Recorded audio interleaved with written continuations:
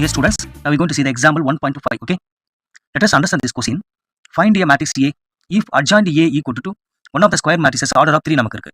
அதாவது adjoint A நமக்கு இங்க இருக்கு, matrix A find out பண்ணனும். So இந்த மாதிரி கண்டிஷன்ஸ்ல we have a special formula.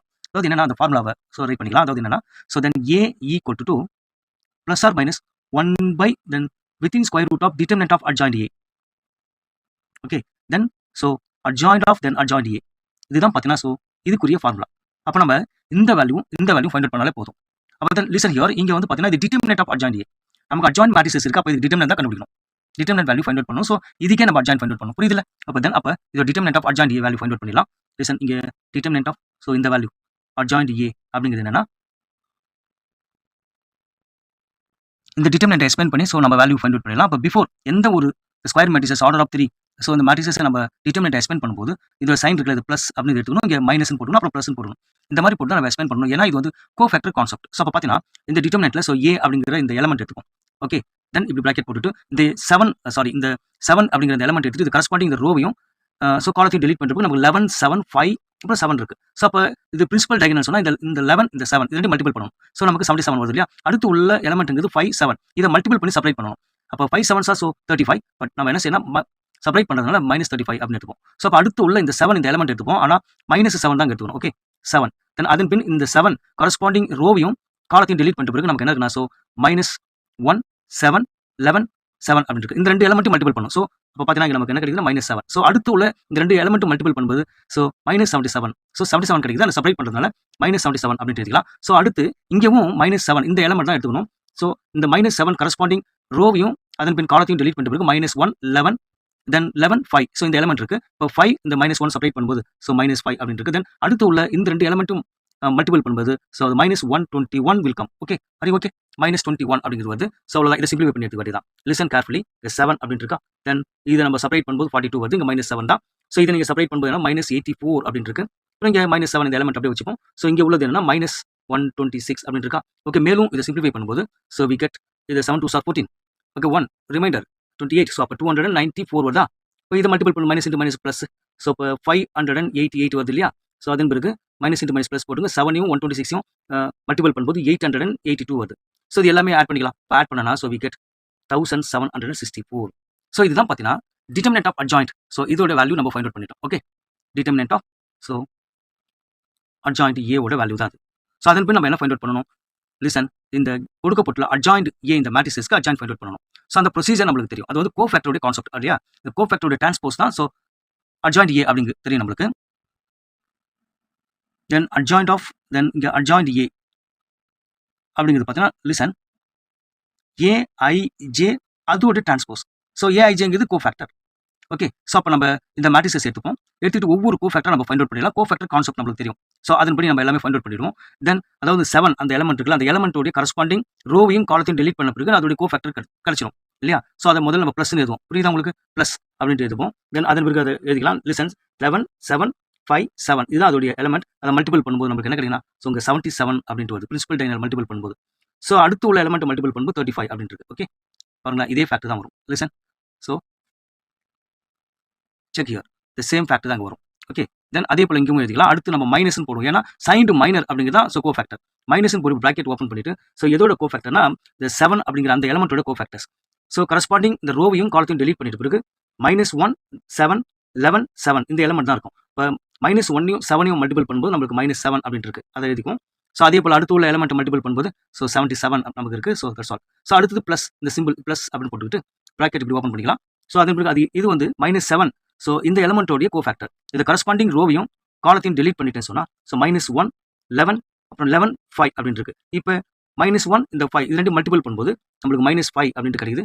அடுத்து உள்ள ரெண்டு எலமெண்ட் மல்டிபிள் பண்ணீங்கன்னா -121 அப்படின்னு இருக்கு. Okay that's all. இப்போ நம்ம இந்த மாதிரி மல்டிபிள் பண்ணிருக்கோம். இது சேம் ஃபேக்ட் பாருங்களா. இங்கேயே நம்ம எக்ஸ்பிளைன் பண்ணும்போது இதை மட்டும் நம்ம பார்த்து எழுதிக்கலாம். பட் அடுத்து உள்ள கோஃபேக்டர் ஸோ எதோட கோஃபேக்டர் சொன்னா -1 இதோட கோஃபேக்டர் பார்க்கலாம். -1 இந்த எலமெண்ட்டோட கரஸ்பாண்டிங் ரோவையும் காலத்தையும் டெலிட் பண்ணிட்டேன்னு சொன்னா ஸோ 7 -7 5 7. ஸோ இந்த எலமெண்ட் தான் நம்மளுக்கு இருக்கு. இப்போ 7 7 இது ரெண்டு மல்டிபிள் பண்ணும்போது ஸோ 49 அப்படின்ட்டு வரும். ஸோ அதன் பின் என்னன்னா அடுத்து உள்ள எலமெண்ட் நீங்கள் மல்டிபிள் பண்ணால் +35 அப்படின்ட்டு இருக்கு. ஓகேவா, ப்ராக்கெட் ஓப்பன் பண்ணிக்கணும். இந்த சைனை ஆல்டர்னேட்டிவாக மெயின்டைன் பண்ணணும். ப்ளஸ் மைனஸ் ப்ளஸ் வரும்போது இந்த இடம் மைனஸ் வரும். அதாவது ப்ளஸ் மைனஸ் இந்த மாதிரி வரும். இங்கே வந்து ப்ளஸ் அப்படின்ட்டு வரும். ஸோ தென் அதன் பின் பிராக்கெட் ஓப்பன் பண்ணிட்டு ஸோ இது 11 அந்த எலமெண்ட்டோடைய கரஸ்பாண்டிங் ரோவையும் காலத்தையும் delete பண்ணிட்டோம் சொன்னா ஸோ நம்மளுக்கு 7 மைனஸ் 7 11 7 சொல்லிருக்கு. இப்போ 7 இந்த 7 இதான் பிரின்சிபல் டயகனல் எலமெண்ட் மல்டிபிள் பண்ணும்போது 49 வருது. அடுத்து உள்ள எலமெண்ட் மல்டிபிள் பண்ணனா ஸோ ஆக்சுவலா மைனஸ் 77 தான் வருது. ஸோ நம்ம செப்பரேட் பண்றதுனால பிளஸ் 77 அப்படின்னு நம்ம ரைட் பண்ணிக்கலாம். இங்க மைனஸ் வரும் சிம்பிள் ஓகே சைன் அதன் பிறகு பிராக்கெட் இப்படி ஓப்பன் பண்ணிங்க 7 இந்த எலமெண்ட்டோடைய கரஸ்பாண்டிங் ரோவையும் காலத்தையும் delete பண்ணிட்டு பிறகு ஸோ நமக்கு ரிமைனிங் 7 7 11 5 இந்த எலமெண்ட் இருக்கா இப்போ 7 5 இது ரெண்டு மல்டிபிள் பண்ணும்போது ஸோ 35 அப்படின்ட்டு வருதா. ஸோ அடுத்து உள்ள எலமெண்ட் மல்டிபிள் பண்ணும்போது ஆக்சுவலா 77 வருது. நம்ம மைனஸ் 77 செப்பரேட் பண்றதுனால இப்படி எழுதிக்கணும். ஸோ ஃபைனலி நம்ம தேர்ட் ரோக்கு வந்துடணும். தேர்ட் ரோ 11 அந்த எலமெண்ட்டோடைய கரஸ்பாண்டிங் ரோவையும் காலத்தையும் delete பண்ணிட்டு சொன்னா 7 மைனஸ் 7 11 7 சொல்லிருக்கு. இப்போ 7 7 அப்படிங்க மல்டிபிள் பண்ணும்போது ஸோ 49 நமக்கு இருக்கா. ஸோ அடுத்து உள்ள எலமெண்ட் ஆக்சுவலா 77 வரும். பட் இங்க பிளஸ் வந்துருப்பாருங்க ஏன்னா செப்பரேட் பண்றோம். மைனஸ் 77 சொல்லிட்டு வருது. அப்போ இங்க மைனஸ் இருக்கிறதுனால பிளஸ்ஸா மாறிடும். ஸோ சைனை பாருங்க மைனஸ் பிளஸ் இந்த மாதிரி வரும். ஓகே தென் லிசன் ஹியர் தென் அடுத்தது பார்த்தீங்கன்னா மைனஸ் சிம்பிள் இப்படி போட்டுட்டு இது வந்து 5 அந்த எலமெண்ட்டோட கரஸ்பாண்டிங் ரோவையும் காலத்தையும் delete பண்ணும்போது ஸோ நமக்கு என்ன கிடைக்குதுன்னா 7 மைனஸ் 7 அப்புறம் மைனஸ் 1 7 இருக்கு. 7 7 இது ரெண்டு பிரின்சிபல் டயகனல் மல்டிபிள் பண்ணும்போது 49 அப்படின்ட்டு இருக்கு. ஸோ அடுத்து உள்ள எலமெண்ட் மல்டிபிள் பண்ணும்போது ஆக்சுவலா ஸோ மைனஸ் 7 பிளஸ் ஸோ 7 வருது. அதனால மைனஸ் 7 செப்பரேட் பண்ணதா மைனஸ் 7 அப்படின்ட்டு வரும். ஸோ ஃபைனலாக பார்த்தீங்கன்னா சொன்னா இங்க பிளஸ் மைனஸ் பிளஸ் ஸோ இப்படி சைனை போட்டுட்டு பிராக்கெட் இப்படி ஓப்பன் பண்ணிக்கலாம். இங்க 7 இதோடைய கோஃபேக்டர்ஸ் வேணும்னா கரஸ்பாண்டிங் ரோவையும் காலத்தையும் delete பண்ணிடுங்க.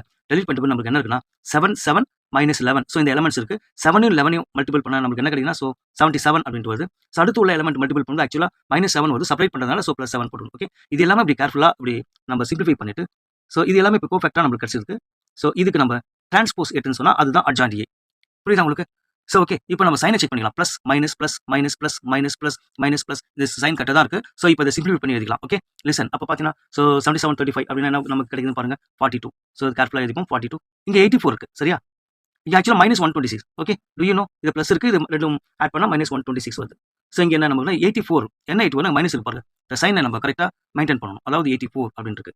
இங்கே 126 ஓகே தென் 42 இதை சிம்பிளிஃபை பண்ணணும். ஓகே தென் அடுத்து லிசன் இங்கே 126ன்னு சொல்லிட்டு இருக்கு. இங்கே என்ன 42 வில் கம் ஓகே 42 அப்படின்னா மைனஸ் 42 கேர்ஃபுல்லாக நம்ம போட்டணும். ஓகே தென் இங்கே 84 இருக்கு தட்ஸ் ஆல். ஸோ இதுதான் பார்த்தீங்கன்னா ஸோ நமக்கு சிம்பிளிஃபை பண்ணி கிடைச்ச வேல்யூஸ். இது நம்ம டிரான்ஸ்போஸ் எடுக்கும்போது தான் அட்ஜாயிண்ட் ஆஃப் அட்ஜாயிண்ட் ஏ அப்படின்னு நம்மளுக்கு கிடைக்கும். அப்போ இந்த டிரான்ஸ்போஸ் எடுத்துக்கலாமா தென் டிரான்ஸ்போஸ் அப்படின்னா ஸோ ரோவை இந்த ரோவையில் காலமாக எடுக்கணும் அதானே. அப்போ தென் இங்கே 42 will come 42 then 84 minus 126 okay minus 126 தென் இப்போ இதுவும் மைனஸ் 84 126 தென் 42 வில் கம் இந்த 126 மைனஸ் 42 கேர்ஃபுல்லாக மெயின்டைன் பண்ணும். இது 84 ஓகே டிரான்ஸ்போஸ் எடுத்தாச்சு. வாட் இதோட வேல்யூ என்னன்னா கொடுக்கப்பட்டுள்ள மேட்ரிசஸ்க்குரிய adjoint A. Okay listen adjoint of ஆக்சுவலாக நம்ம அட்ஜாயிண்ட் மேட்ரிக்ஸ் தான் கொடுத்துருக்காங்க. அதுக்கு தான் பார்த்தீங்கன்னா அட்ஜாயிண்ட் ஏ நம்ம ஃபைண்ட் அவுட் பண்ணாச்சு.